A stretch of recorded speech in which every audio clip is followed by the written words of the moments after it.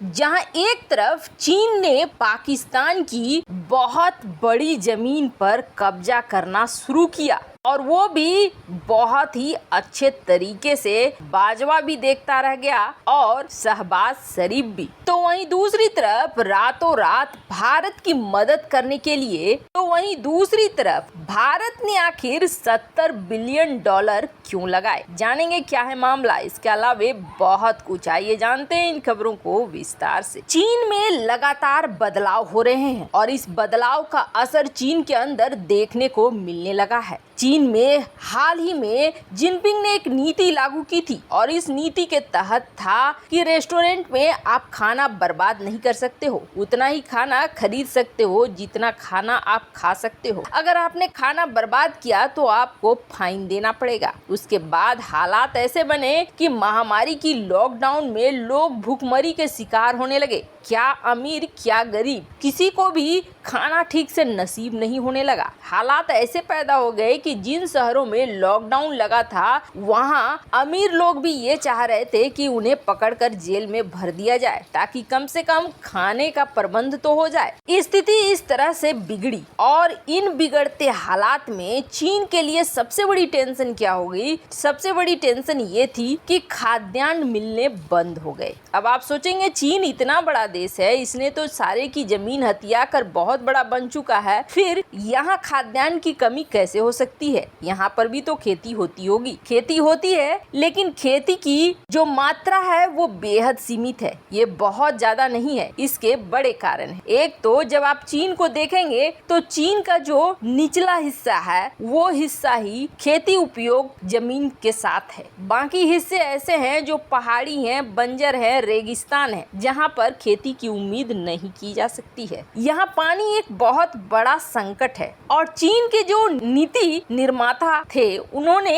ऐसे प्लान किया कि चीन को एक औद्योगिक देश बनाना है। उन्होंने ये सोचा कि उद्योग रहेंगे, पैसे आएंगे, पैसे से तो हम दुनिया के किसी भी देश से खरीद सकते हैं अनाज को। इसलिए उन्होंने कभी खेती की तरफ खुद के देश में ध्यान नहीं दिया, पर हाँ उद्योग पर इतना ध्यान दे दिया कि उद्योग की वजह से जो पानी है वो पानी भी गंदा हो गया, जो खेती योग्य नहीं रह गया। जो बाकी की बची जमीनें थी वो भी अब उस तरीके से उत्पादन नहीं देने लगी जिस तरीके से देना चाहिए। चीन को ये बात बहुत बाद में समझ में आई, खास तौर पर अब समझ में आ रही है जब चारों तरफ महामारी का संकट और रूस यूक्रेन के बाद उठा है फूड क्राइसिस का संकट। और ये फूड क्राइसिस का संकट अब बहुत लंबा चलने वाला है, ये चीन को समझ में आ गया है। अब तो दुनिया भर के देश खुद अपने लिए जमा कर रहे हैं, अधिकतर देश एक्सपोर्ट पर बैन लगा रहे हैं। ऐसे में इतनी बड़ी आबादी को चीन पालेगा कैसे? तो चीन ने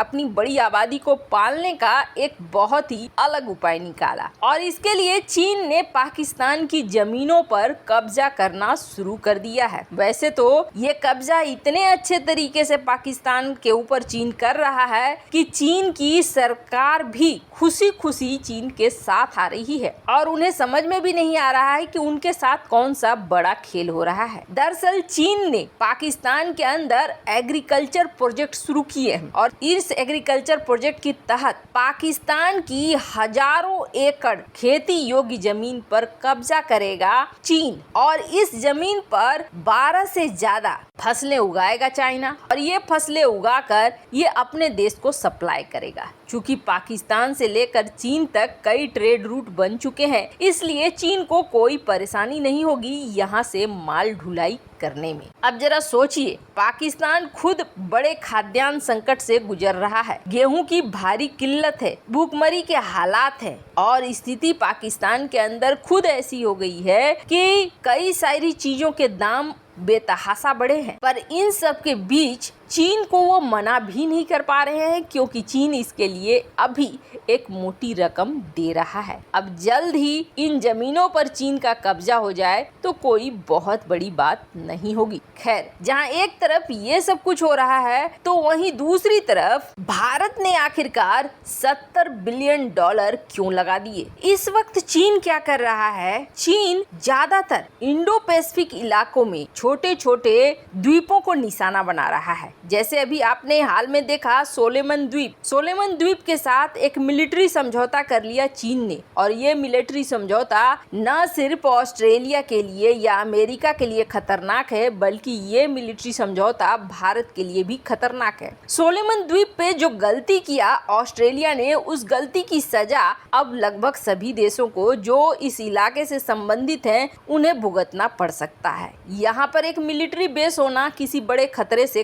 कम नहीं है, पर अभी चीन रुका नहीं है। चीन यहाँ से आगे बढ़ रहा है किरिबाती की तरफ, और किरिबाती में भी उसी तरह के इसके प्रोग्राम है कि किसी तरीके से एक मिलिट्री बेस बन जाए। यहाँ पर ज्यादातर देशों को वो फंसाने की कोशिश कर रहा है अपने पैसे के जाल पर और कुछ जियोपॉलिटिकल कूटनीतिक रास्तों के तहत। अब ऐसा होने से भविष्य में एक बहुत बड़ा संकट तैयार हो रहा है, खास तौर पर मिलिट्री बेस। और अब मिलिट्री बेस के साथ साथ दरअसल चीन इस चीज पर भी ध्यान दे रहा है कि उसकी अर्थव्यवस्था जो डूब रही है, उस अर्थव्यवस्था को फिर से वापस पटरी पर लाया जाए। और इसे पटरी पर लाने के लिए जो उसने बड़ी गलती की थी, उस गलती को सुधारने की कोशिश में है। दरअसल जो अफ्रीका के देश आप देख रहे हैं, अफ्रीका के ये देश काफी बड़ी संख्या में है, 54 से 58 देशों का ये समूह है। अब इतना बड़ा मार्केट अगर चीन के हाथ से निकले तो चीन इसे हाथ से निकलने देना नहीं चाहेगा, पर चीन इतना बदनाम हो चुका है इस जगह पे कि उसके लिए समस्या कम नहीं हो रही है। और भारत हर हाल में इस मार्केट को चीन से छीनना चाह रहा है। भारत यहाँ पर काफी नाम भी कमा चुका है, इसलिए भारत के लिए ये समस्या नहीं है कि यहाँ नाम बनाना है, क्योंकि हाल ही में देखने को मिला कि इस तरीके से अफ्रीका दिवस पर अफ्रीका ने भारत को संदेश भेजा और भारत के साथ एकजुटता दिखाने की बात कही। अफ्रीका में अभी भारत बहुत तरह के व्यापार कर रहा है, यहाँ तक कि भारतीय लोकोमोटिव भी अफ्रीका जा रहे हैं, पर